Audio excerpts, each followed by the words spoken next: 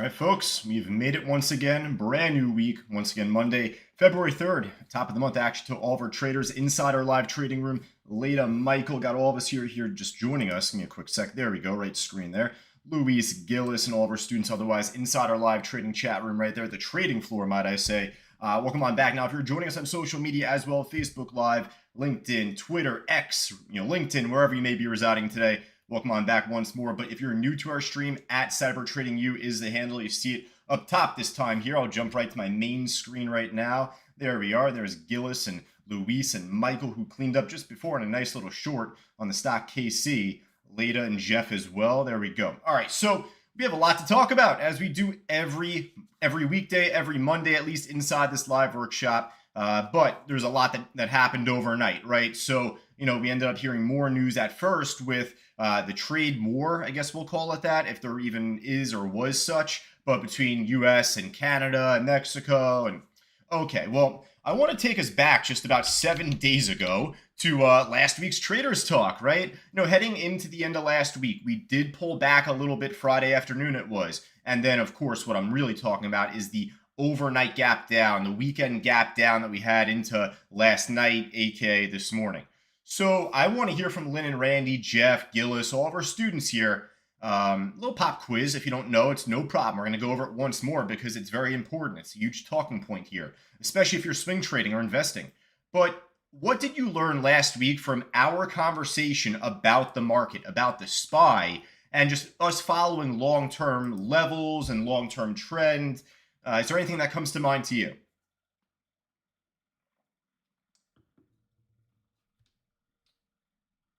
What do we got, folks? Just checking the chat right now on stream. We should be good there too, right?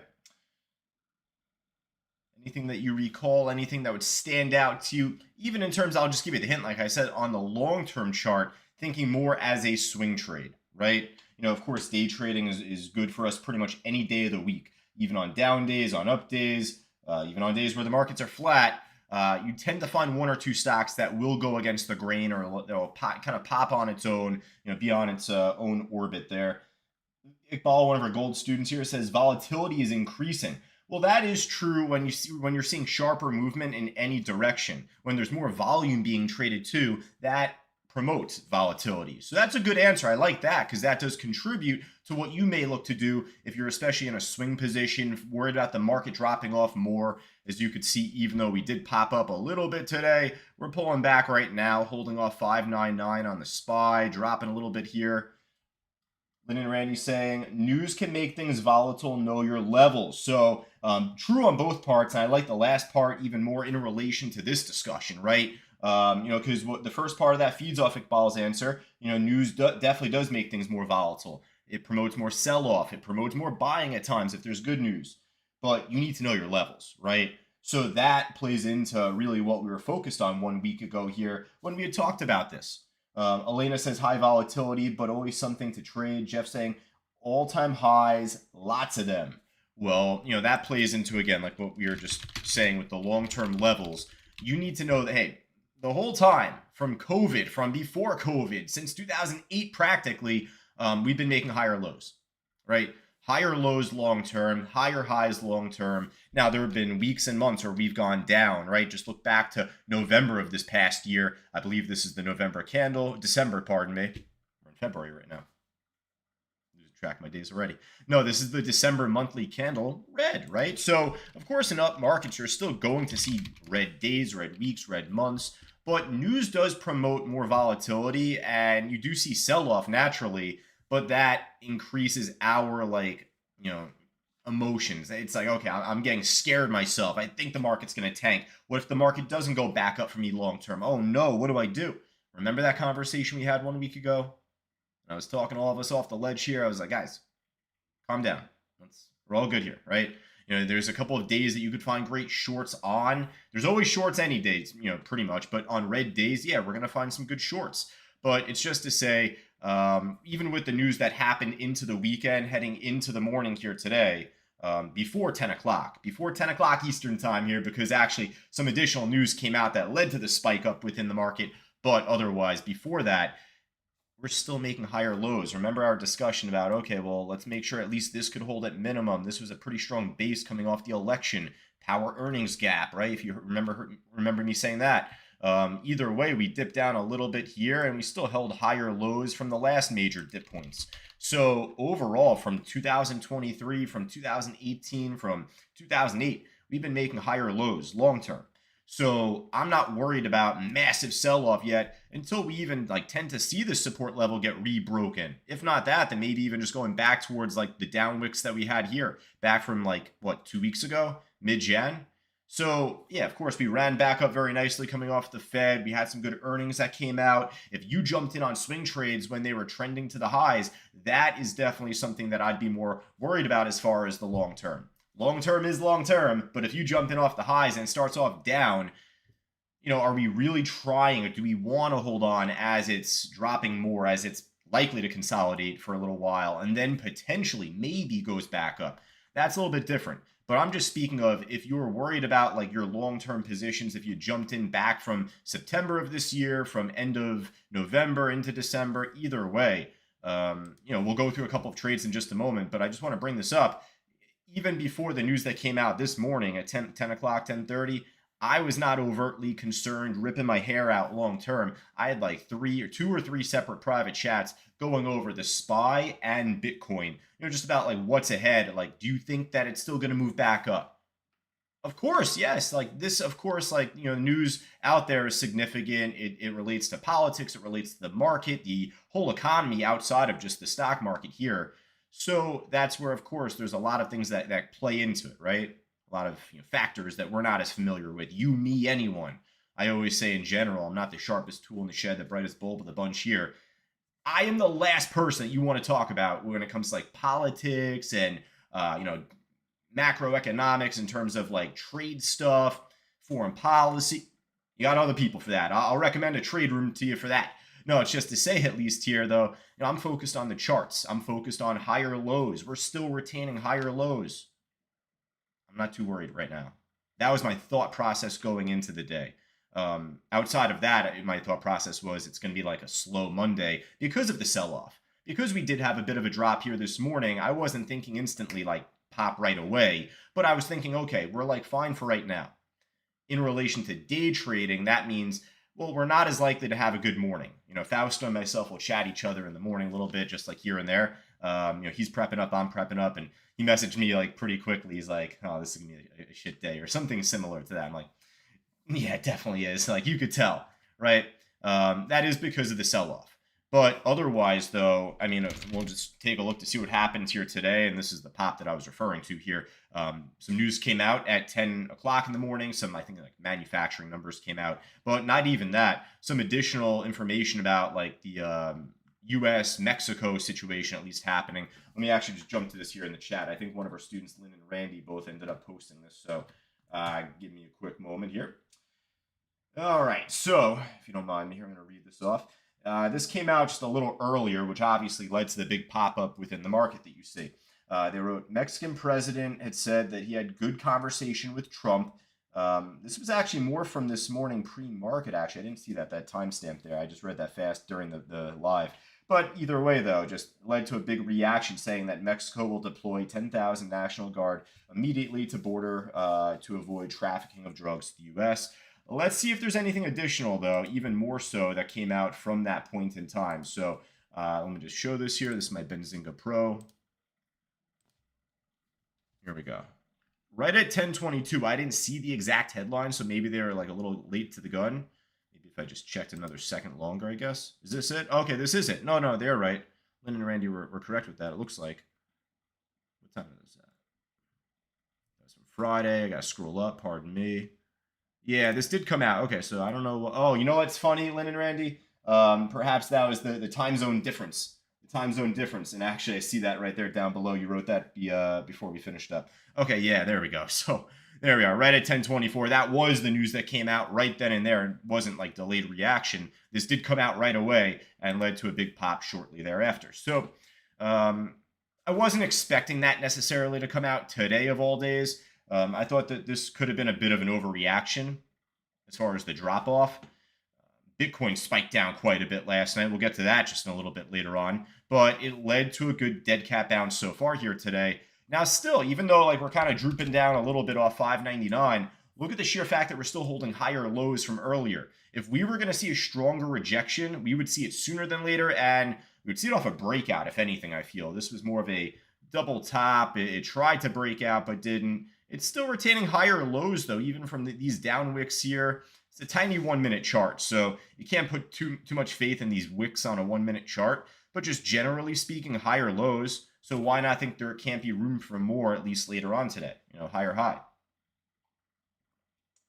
All right, so I'm in my running gear right now, too. It's finally nice out here in Southwest Florida, so 1 o'clock sharp, I'm going to go for a nice run. It's like 85 degrees out here. How about that, Rich? All right, so what else we got here? I want to talk about a couple trades. We talked about the market just now. We'll get back to some name brand stocks. I know that Palantir's reporting earnings out later on today. We have AMD, we have Google out, I think, tomorrow. But let's actually get to a stock that did run really well today, as the markets were dumping off a little bit at first, before that news came out, actually, which will make for a nice little sub-story in just a moment. But, it's just to say the stock USEG actually did go up pretty nicely. This ended up running up beginning from 9:40 in the morning, popped up from there, and then easy to say in hindsight, this led to a steady trend. This was as clean of a trend as you could ask for.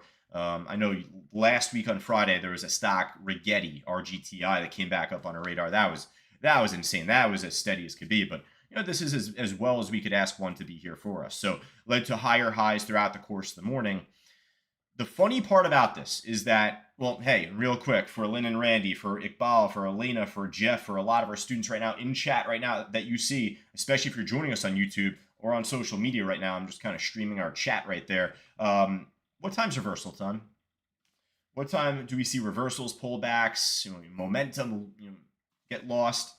What time typically do we see that happen?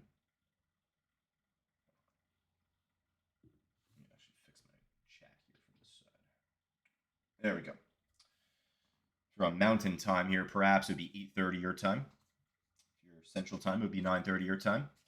If you're on the East Coast, 10:30. So that's just where right away, what's easy to say in hindsight is that this ended up topping off, well, what do you know, just a few minutes before exactly 10:30. So it doesn't get much cleaner than that. I always teach it the way it's like, it's give or take 15 minutes. So in our phase 1 stock course, we actually just covered that just 2 weeks ago it was. But loosely speaking, this was on the nose right there, reversed pretty much right at 10:30, came back down. It's like a Christmas tree pattern right there, up, down. You got the little star on top there. All right, well, not only that though. Let me ask here: is there anyone here? Maybe I'll just ask more with this one. The stock did not move at all today. It's up 3.3%, but didn't do anything today. Who here is familiar with the stock INDO? Does anyone here recall this stock INDO if you're inside our live trading room? You probably have to be a student of ours that been back from like a year plus, 1 year plus, because maybe we traded it within the past year, but maybe like a few years back, it made this historic run. A couple years back, it pumped back up again. So a few of us might be familiar with this stock, INDO. I'm going to show you here. You can see a couple pops as I had referenced there throughout last year. Even just go back more, even if you'd want me to. Yeah, I mean, just back in 2022, right? So this stock, I've noticed, it's just a weird reference here. I don't know why, how. I haven't dug my feet deep into this one just yet. But anytime I've seen the stock pump, it's been when the markets have been dropping. Now, when I've seen the stock pump, Indonesia Energy Corp, I've seen a couple other stocks pop, like synonymous, like they're sympathy plays, basically. Houston, American Energy Corp, and then not as much, but USEG. So I just had the kind of relation there in my head that once I saw USEG start to pop, once this popped up on my scanners here, it was around like 260s here, 265s as it was first pushing up here at the time. Missed it from 250, moved up a little bit more. So popped up on my radar then. We'd called it out pretty much right at that point. I kind of made the mental connection. I'm like, wait a second, this stock moved with the others. Let me check the others. Okay, well, those aren't moving as well. Shit. Okay, well, that's right, though. I've noticed that these have ran, the energy companies have ran pretty evidently on days where the markets are red and down. So with this one clearly moving the best and like the only one actually moving of the three, the others weren't moving at all. I said, let me just focus on this. If the others start to pop, I'll work off of them down the line, or like I'll jump to them pretty quick. But this was moving up. This has a penny spread currently live right now, 1 to 2 cent spread there. But it's got good volume, good orders out there even. But now this is just where I'll say, hey, going into any trade, Lynn and Randy brought it up earlier. A few of our students brought it up in chat just before. You need to know where your levels are, right? Whether it's a swing trade like you're focused on with the market, with the SPY, or if you're just doing a quick day trade here, like, hey, we know that reversal time's around 10:15, 10:30. If trading was so easy that we should just hold on to 100% of every trade that we take going into exactly 10:25, 10:30, if trading was so easy that we were able to do that every time, 100%, you and I wouldn't be here right now. You and I wouldn't be on a YouTube stream. You and I wouldn't be inside a trading room right now. Luis, Barbara, Iqbal, myself, of course, Fausto himself. If trading was that easy, 100% at the time. Hit him? No. So, of course, you do want to focus on the stock. Like, make sure you get higher lows. Make sure it breaks a higher high going into 10 o'clock. But at this point in the morning, I made the connection like, okay, I think that there could be more room here when we had first called it out by, it was like 260s, 270s here at this point. Okay, well, still, the same is to be said. Where are our levels? And if we go back to the last time the stock popped, there's a bit of a gap right here. There's a bit of a gap right here. You could see. So it ended up gapping down back from like end of Jan here, like a week ago, I guess.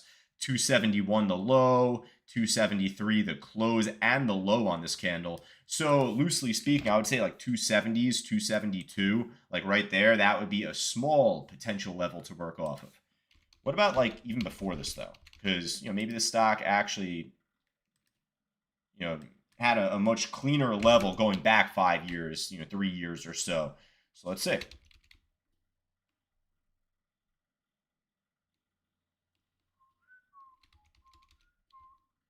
All right, so I kind of like this area here. I'm going to zoom in because it ended up exploding here back. This was around the same time that other trade did, the INDO, but it did build some pretty damn good support. What is this? Right around like 311. These two down wicks here, that's clean. Even when it crashed into it, around it, it bounced, but just it held over it or closed over it a number of days. So, maybe you could even put the line down here at like $3. $3 is a whole number. You should just focus on that anyway as a level. But I'm just saying, look at how clean this was even here beforehand, and solely the reaction off of it. It ended up, going bonkers after. So that has some strength to it over time. So what was that? 311 and 271. So over time, how did this play out? Well, 271 was exactly where we had seen the stock move up towards at first. So my thought was the more times this could at least nip and break over this 271, there's a better chance for a run up to 3. There's a better chance for that run up to 310. So at least here, this is exactly when we had first called it out. If you're inside our live trading room here, check this out. Let's try this here for size. Try and scroll up here on my window. I have all of our chat here just joining us right now, and let's see if I can get this showing. There we go. This is at 9:51 in the morning. Even before that, I'll try and show it for all of us here live inside the trading room. Bill, Richard, Luis, all of us here just joining us. But yeah, it was pretty much right around 9:46. I think Kerry first shouted it out in the text. We were calling it out just on the mic right at the same time there. And then here at 9:49, I'd wrote, USEG has a gap to fill on the daily chart at 273, right over here. So join us inside our live trading room. This is just basically where pretty much each and every day, we're looking to, just show you at least where these big levels are. Give me a quick sec. I'll jump back live. There we go. So 271, 273, this area, it was a strong area based from a couple weeks ago on the daily chart, a couple days ago that could have even been. But the more it kept knocking on that door, kept banging on that resistance, it was bound to break. Even once it actually made the retest here, it was just the second time, but it was at 10 o'clock in the morning.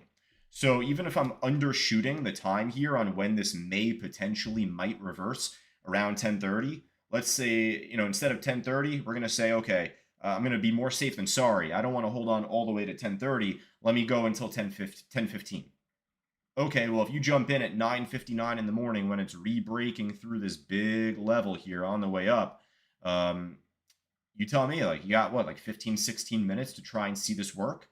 That's a lot of time. That's a lot of time for a day trade. So I'm not trying to just scalp, be in for like 15, 20 seconds. At least that's my definition of scalping, being in for like really quick amount of time, like sub 1 minute, maybe just like a couple minutes at that. No, we got time. We got like 15, 16 minutes, if not more, if not potentially more. Obviously, in hindsight, 2020, it ended up topping off right around 10:25 in the morning. So you did have that extra time. So just to say, this gave us the time. It broke through that big level as well. And from there, I ended up getting out on half my trade. It was around like 296, and then the other half right at like 308, 307 as it was kind of pulling back there at first. So. All right, so if you have any questions, at least on the USEG trade, let me know. I gave you my thoughts, at least as far as why I took this, why we had called it out. Well, shoot, we had called it out. It was like one of the only things moving up at the time. You know, we were desperate. But thankfully, this stock gave us all of the tradable characteristics that we needed to have. It had a good spread. It had good order book, decent tier size out there. It's obviously pretty cheap. You know, any one of us can get our hands on this stock price-wise. You know, the timing was there. Broke through our big level. We were able to identify that one of those big levels, right? That gap fill right here off 271, 272, whatever right there. Well, that led to my entry. So from there, it gave us opportunity to make money. That's what matters most. So, of course, from there, it's easy to say it topped off around 10:30, pulled back. But you know what's funny? This is the talking point here with like kind of seeing the stock trade inverse to the market. Don't like take my word for that literally, but anytime the markets plummet bad, and if I start to see one of these three energy stocks pop, I'll definitely just kind of roll with the tide there a little bit, and see what the move can offer. But this is just where right when the news came out about Mexico tariff that Lynn and Randy posted right once the news broke here. Well, this was at 10:22 in the morning, wasn't it? Dropping off, dropping off, dropping off, dropping off. Pop. What time is that again? 10:22. Moving up, moving up, moving up, moving up, moving up.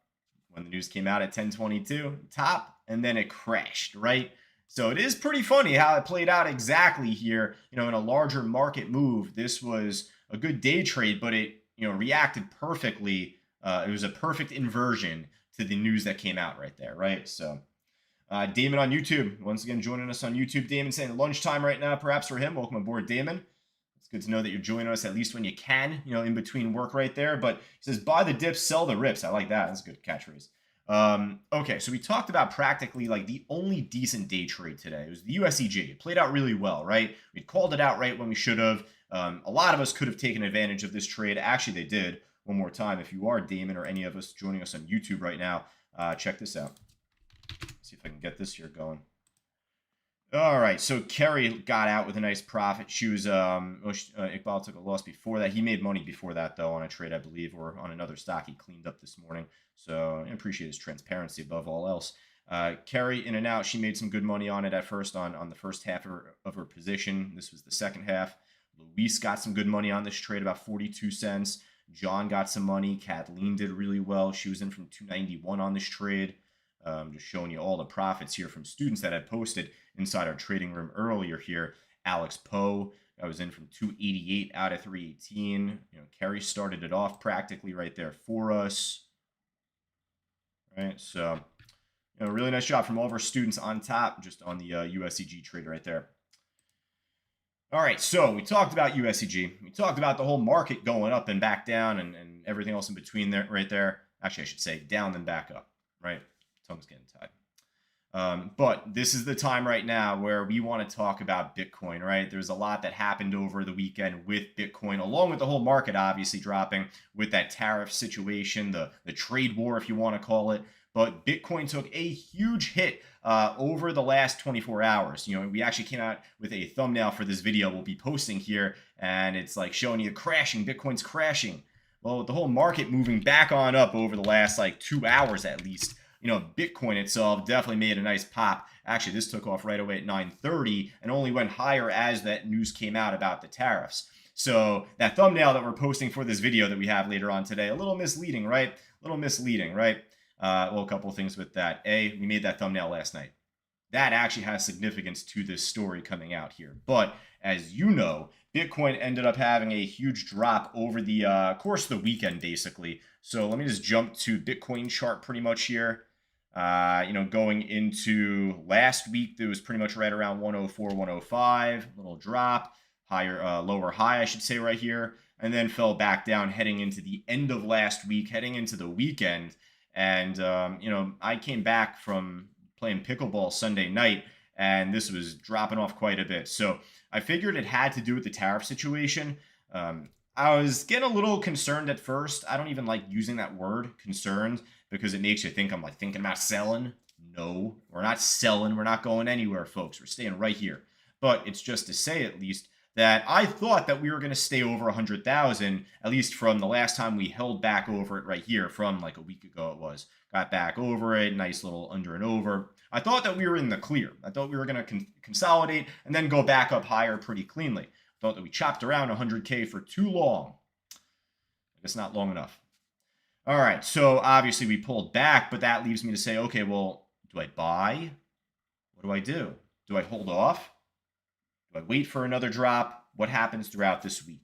There's some more economic data coming out this week too. What do I do? Well, much like we went over with the SPY earlier in Traders Talk, earlier in this workshop from before, we're just going to go right to the long-term graph and just say, okay, well, where's support? Where have we seen support? And it's pretty much right off the 90,000 level, 89, 90,000. It's been holding since mid-November, mid to end November. So it's been what, 2.5 months at this point? 2.5 months? The longer it holds, the stronger it is in terms of price. Meaning if it breaks below that and smashes below that, well, that should turn into resistance, right? That would be my thought. Because of how long it's holding that as support, well, it's definitely strong for that reason. Now, hopefully it's strong for the reason that it's going to run higher and make a good reaction off of it. You could tell a level is strong for two reasons. One, if it's holding it for a long amount of time. And then two, the reaction off of it. So actually, we'll get to a couple more trades that we called out inside the trading floor in just a moment. But with Bitcoin here, you could at least see a wick down towards 91,000, 90,000. And obviously that came back up. And with the tariff news that came out today, Mexico, US, kind of clearing some things up, I guess, right? With the border, with the drug situation there, had a larger pop today before we started this workshop. My thought, at least last night, was it's so strong, but if we break that, then I could see us wicking down here really fast, another 5,000 points, down towards perhaps 85,000. I didn't think that we'd be dropping down towards 70,000 again. I don't think that we're there yet in the market. I think that we're too strong in the bull market right now to crash that low. I would be very surprised if we did in the next 1 month, 2 months. I'll be a buyer there, don't get me wrong, but I would be a little surprised.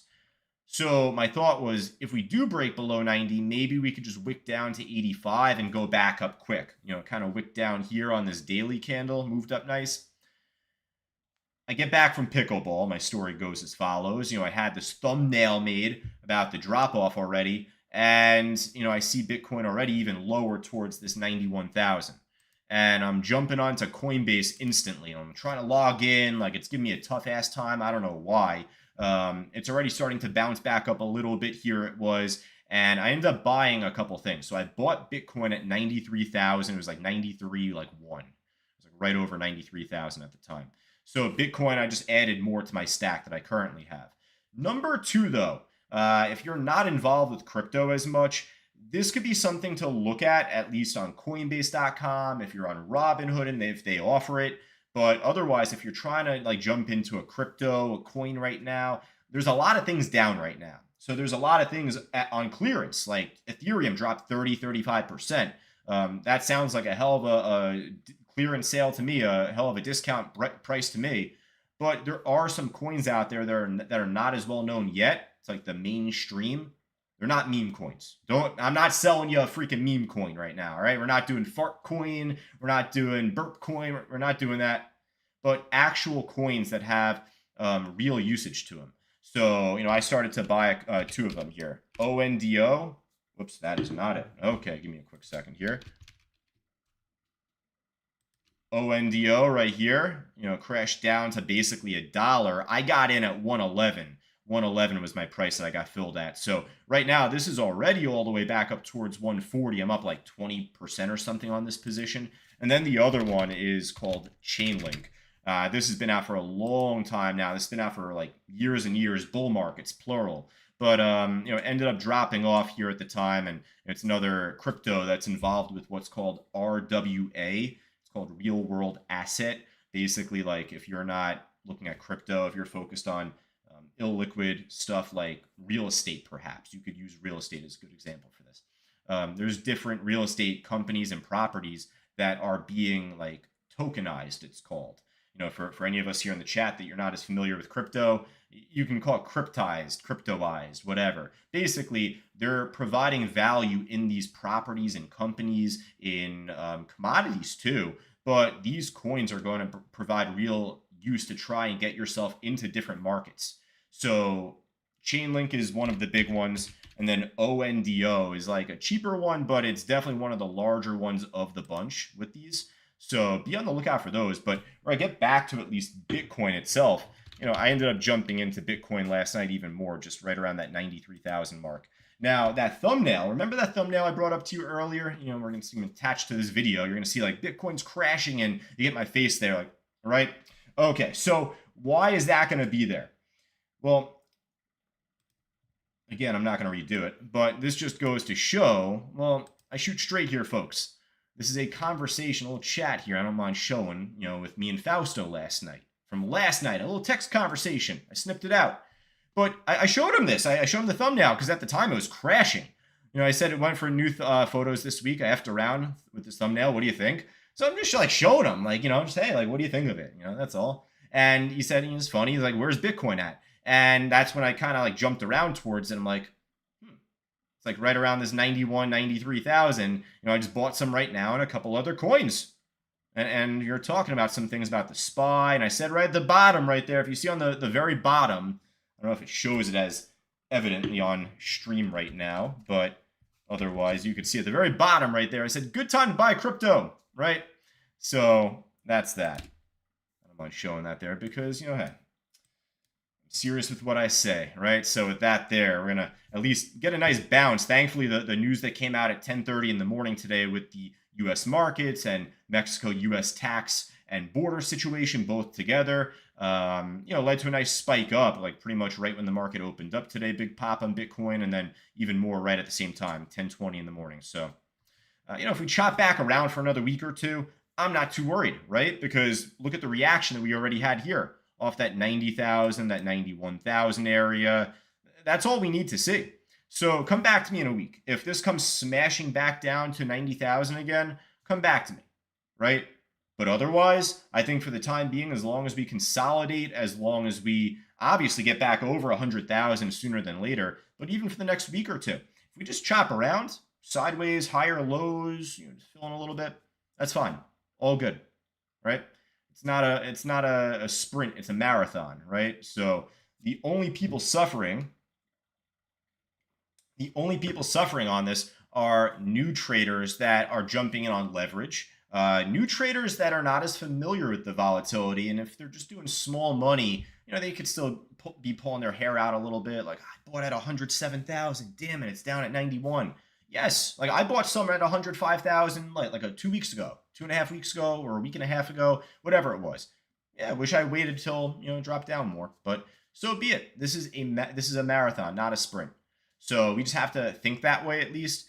For as volatile as Bitcoin is, it's definitely easy to think like more near term, short term compared to long term. But as far as time goes, I think that there's plenty of time left within this bull market. Again, go back 1 week ago where we talked vaguely about Bitcoin, at least as far as we're not in the beginning of the bull market right now. We're not in the top of the first inning. Bull game started January of last year. And if you want to say the bull market started at the halving in late April, so be it. That's fine. Cool. We're not in the first inning anymore. You can't tell me that now February 3rd, 2025 is the first inning or the top of the first or even the top of the second inning. We're speaking baseball right now. If you want me to tell you where we are, at least in my prediction right now, what I say last time, I think like the fourth or fifth inning, I said, bottom of the fourth, top of the fifth. We're still there.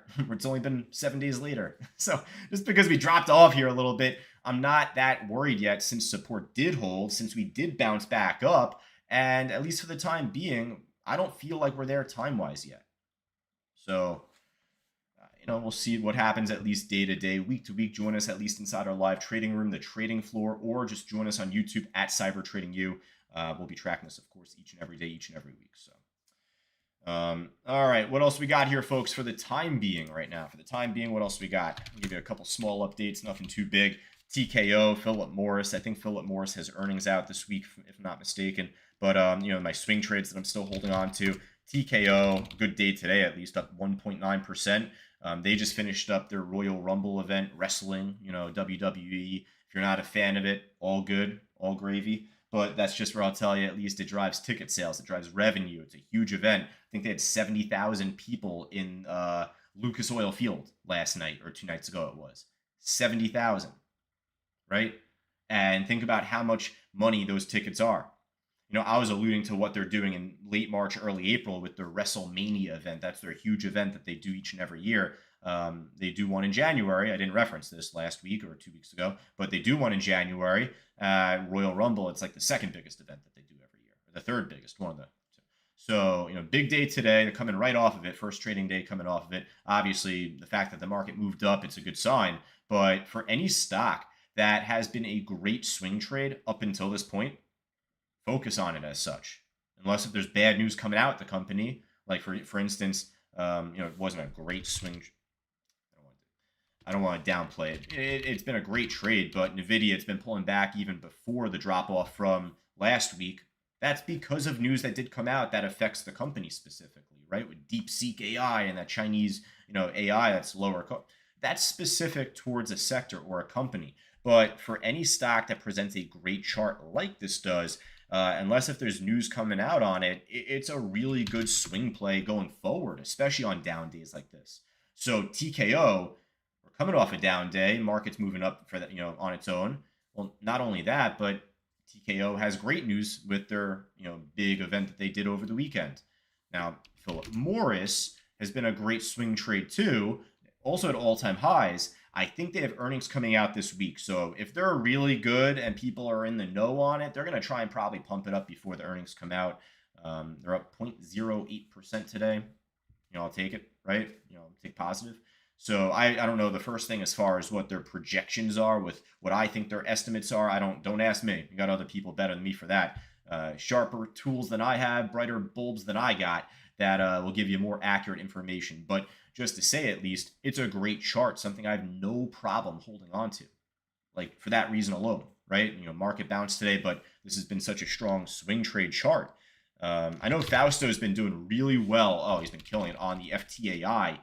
This ended up making a pretty good move back from, what was it, like the beginning of last week or even from the end of the week beforehand. So he caught a great dead cat bounce on this. More expensive AI stock, but it's AI aviation relates to probably, Archer Aviation, the company that he, is even more of a fan of.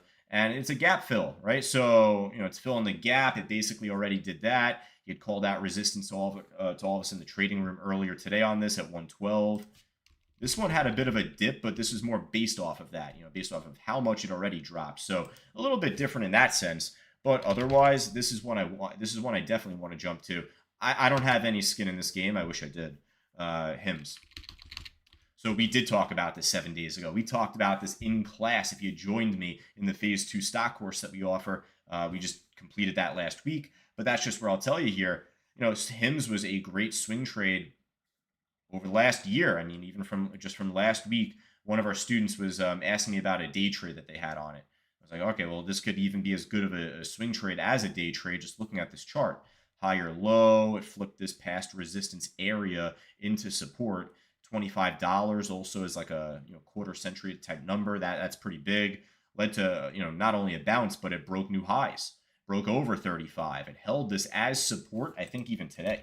So goes to show how strong this is, just provided that, but it was already strong heading into this weekend. So that's something that just solely you want to keep an eye on heading into days like today. That's it. Going forward, how about like, hey, after the big drop off that we had with crypto and Bitcoin, it's like, okay, the mining stock should do pretty well then, right? Maybe. You tell me, maybe. Like Mara is down 5.4%. Why is that not at the highs right now? Why is this not moving on up?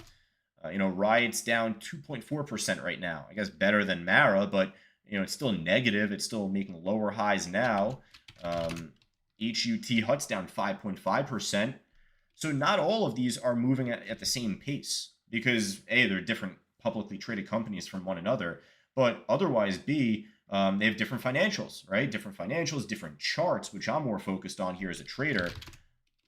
Company like Wolf, this was actually up 2% heading into the mid-morning as we finished up our commentary, Fausto and myself. So I guess it's negative now, dipping a little bit here with Bitcoin probably. But this is one of the stronger mining stocks today. So if you're thinking about like, okay, what could be a strong mining stock going forward? Well, think about days like today where the market's plummeted, coming off weekends like this past weekend where Bitcoin tanked. Well, hey, focus on the ones that are the strongest. That doesn't always mean the ones that are running up right now at 12:47 p.m. Eastern today.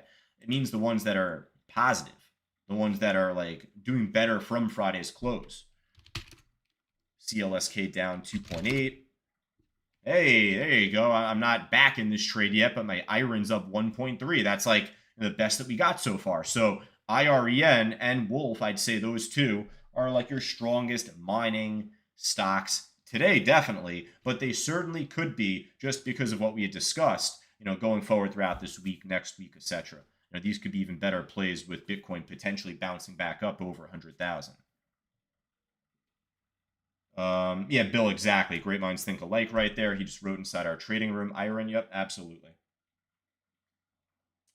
All right, catch my breath for a second there. Damon says, everyone has to understand that when the last Bitcoin is minted, it will potentially be over $1 million per Bitcoin. So now it is time to stock up on the Bitcoin. Guys like Michael Saylor Michael Saylor is of MicroStrategy, MSTR. That's the ticker. He's the CEO and owner of. So he owns MSTR. AMD, I love Damon. Damon on YouTube just making that comment once again there. AMD is my girl, my lady, Lisa Su. Lisa Su is the CEO of AMD. Now, I have a long story with AMD, so that's where it's like I say is like a running joke to like Leda and Grant and Glenn and Bill, like a lot of our, Jeff, a lot of our longtime students. Like I already shared my backstory with AMD. I love them, but they've been dropping off for a little while since like the beginning of last year, pretty much. Steady down. Hopefully they have good earnings coming out tomorrow. I love their CEO. She's very sharp, very intelligent. I just knew right away from the first interview. I'm like, she's a smart cookie. So, I'm rooting them on. All right, folks, current time, 10:49 right now. Let me just go through email here, see if there's any additional questions that may have come in here, at least before we finish up. One moment. Let's try and get this straight. I don't see much else here. All right, well, hey, let me tell you what here. If there's any other stocks that you'd want me to look at before we wrap up, let me know. We went over all the big talking points, the market. We talked about Bitcoin. We talked about, we'll go into Palantir maybe because they do have earnings coming out after the bell today. Palantir at least, basically break even from Friday close. That's good, right? Because where the market is still more negative, more red. You look at SPY, you look at Qs. Dow, I guess, doing a little bit better, not as much, not by much, but at least Palantir has been so strong of a trade. This is where you question, like, okay, is this too strong? Is this too strong of a chart here? Because just back from July, back from early August, this thing was $20. Now it's at 82. So do they really have as big of a gas tank to maintain this trend over time? Even if they have good earnings, or if it's like quote unquote inline earnings, maybe the street wants a total blowout and they don't get what they want. When that happens, it leads to like a big overreaction. It leads to massive sell-off when you'd like to think there shouldn't be, but you get it though. So that could very well happen. Like their PE ratio is probably through the freaking roof. I don't know it off the top of my head. I bet you it's through the freaking roof, their price per earnings ratio. But otherwise, you know what? The closer this gets to it, you got to beg to wonder, all right, well, at what point does it begin to at least hit or test or kiss, get close enough to $100? So, I don't think any of us had thought that was a realistic price target back in August of this year, but now it's at 83. I don't know if it's going to pop up to there this afternoon, but at least it's a hell of a lot closer to hitting that number compared to back when it was like, on the way down here at 64 or, on the way up here at 42. That's just unrealistic. But you know what? Hey, if you're not in Palantir yet, and if you are bullish on their company and what they do long term, it doesn't hurt to think about that as a thought. Target here right around $100. Let's actually take a look really quick. Let's go through that actually on Bookmap on level 4. Barry asking about CEG. CEG. Let's take a look at that one. That's familiar. Pardon my ignorance. Take a look in just a quick second there, my friend. Absolutely. I just want to see, is there anything out there right now, even though this is only 82, 83 bucks, as far as a day trade, this ain't hitting 100 unless they have like crazy earnings. But I'm just asking, like, is there already a programmed order out there? Is there already a big giant red line like you see here at 85, like you see here at 90? Every $5, that's easy to assume, right? 95, but how big is 100? I'm just wondering. Just want to know. 375,000 shares. So it is, close to double the size that's out there at 95. It is more than double the size out there that's out there at 85 bucks. Compared to 90 bucks, it's still much larger, 100 plus thousand shares larger. But 100 is a psychological level. It's a round number, century level number. You'd like to think a lot of dumb money is trading at that level, and there's probably a lot of smart money trading right under that level. So we want to follow the smart money, and if you're looking to use this as a target, don't try and hit it on the nose. Don't try and be Mr. Perfect on the exit. Speaking of wrestling, right? Mr. Perfect reference. Just to mention, at least, you don't want to be perfect here, though, because a lot of times the stocks that we trade aren't perfect. They don't always make that exact to the penny level to level move. It might get close to 100, but not exactly touch it. Come close, but no cigar, right? It might go up to 98.50. I'd say that's close enough compared to where it's at now at 82. So I'm just pointing out, all right, well, every $5 used as a bit of a level, but psychologically, as there should be, there's a lot of money, there's large share size at this $100 price. So keep your eyes on that. All right, CEG, Barry. CEG, Constellation Energy. Okay, there you go. I know the name. The ticker didn't ring a bell to me at first. Okay, so it had a great chart up until like a week ago. It ended up having a big pullback. What was the news with this? Was there any big news out with this, like in relation to what's been going on in this crazy world that we live in? Constellation Energy. AI. Okay, yeah, so they are a DeepSeek, stock basically. They took a hit based on DeepSeek. That's what it is. Okay, so kind of similar in that just basic sense to Nvidia, similar in that basic sense to Microsoft, perhaps. So for right now, well, good thing about today here for you is that you had some crazy downwicks here, which would provide potential support. You didn't even sniff those today, so that's a good thing. You filled the gap, which is even better. So I'm not gonna like totally dismiss that pullback, but you're out of the weeds, for right now. So now we'll kind of focus on back from Thursday and Friday of last week. If this could maintain as support over time, then I'd feel a lot better about an impending move up higher, at least to fill this gap over time. This gap is likely to get filled at some point. Just you don't want to like be perfect on knowing exactly when. If you're long term, then it's easier for you to just jump in thinking, okay, at some point down the line, this gap will get filled too. But if you're like trying to do weekly options, or if you have a pretty quick date on when you're trying to get that gap filled, you can't force it. So at least take it level by level. But for right now, though, did great here so far today. It's like, getting closer and closer to break even. It was like right there beforehand.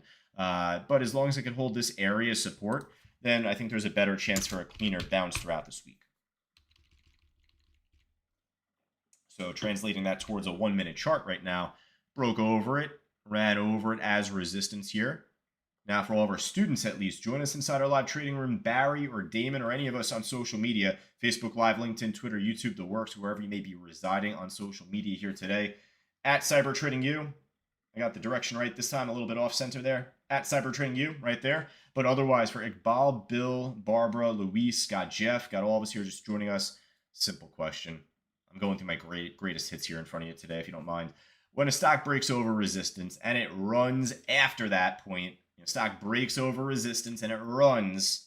You need the run to happen first, but after it breaks over resistance and runs, that resistance should then look to become what? What do we got? Iqbal buying a call spread on PLTR, I believe. With 4 days expiration for 260. You know what though? Yeah, I'll just point blank say this. Iqbal is one of our pretty good traders in our room, one of our better traders, if I don't mind saying so myself. And PLTR is one of his main stocks that he loves trading. He has a number of them, but PLTR he's very familiar with, so he knows what he's doing there. Support, right? When a stock breaks over resistance and it runs after, clearly that's what you need first.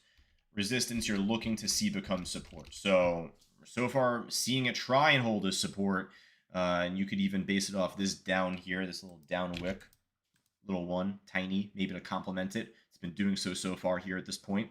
So hey, let's get a bounce on this today. If it's not today, maybe we could just close slightly under this, then right back over it tomorrow. The one thing, Barry, if you're on this as a swing trade, this is what we talk about in coaching, in our coaching program that we offer here at CTU, also alongside there in our main curriculum. I would say mainly in phases 2 and 3, especially phase 3, our advanced trading class. You'll hear it from Fausto himself. He's got way more experience than I do in terms of years, but I am more a proactive day trader.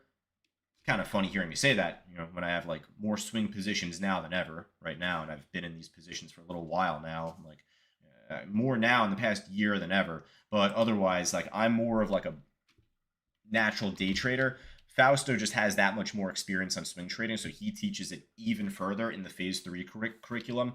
But with swing trading, you want to make sure the stock is closing over these levels, not just breaking over them on the 1 minute chart. 60-second candles do jack for us when it comes to focusing on a swing trade, looking at long term, looking at something you're holding on to for a matter of days, weeks, months. But you want to see the closing price above these levels, especially on the daily chart, and then further the weekly, the monthly. So, it's a good start today. Very good start today. Let's see if there's more from where this came from. That's all. All right, folks. Hey, I'll tell you what, we're going to finish up at least for right now. It's pretty much 1 o'clock. I told you from the jump here. We go pretty much 60 minutes, and pretty nice and sunny out here in Florida right now. So unless I'm going to jinx myself and get some rain, nice and sunny, 85 degrees out. Going to go for a nice run. But hey, join us inside our live trading room. Luis, Dave, Kathleen, Iqbal, Grant, Bill, got Gillis, got Barbara, got a bunch of us joining us right there. If I didn't shout you out, my apologies. Got my chat tiny right now. But join us inside our live trading room. If you're on social media at CyberTradingU, we look forward to having you there. But if you're on social media, at the minimum, make sure to hit the follow. Make sure to hit the subscribe button down below. We have a lineup all throughout this week, not only starting with this workshop here today, but we have our cyber trading podcast. I believe Melissa Armo coming on tomorrow with Fausto, and then actually first-time guest Jay Trader, who I'm very much looking forward to hearing from him. Jay Trader, a good friend of Bookmap. So if you've seen him on Bookmap, he's very similar to how we trade here at CTU. So 2 great podcasts lined up throughout this week. We have a nice introductory to trading webinar to boot on top. So just follow, subscribe right down below on YouTube, on Twitter, on social media. But otherwise, we look forward to seeing you inside our trading room coming up in just a bit. Now, if you're Gillis, Leda, Luis, and all of us otherwise, just stay tuned. Our next audio broadcast there will just be at 2:30 p.m. Eastern, just later on today. I'll talk to you all soon. Take care. Become a Cyber Group member today. Just click the link below and receive all these amazing products and a world of knowledge for just $9. Do it today.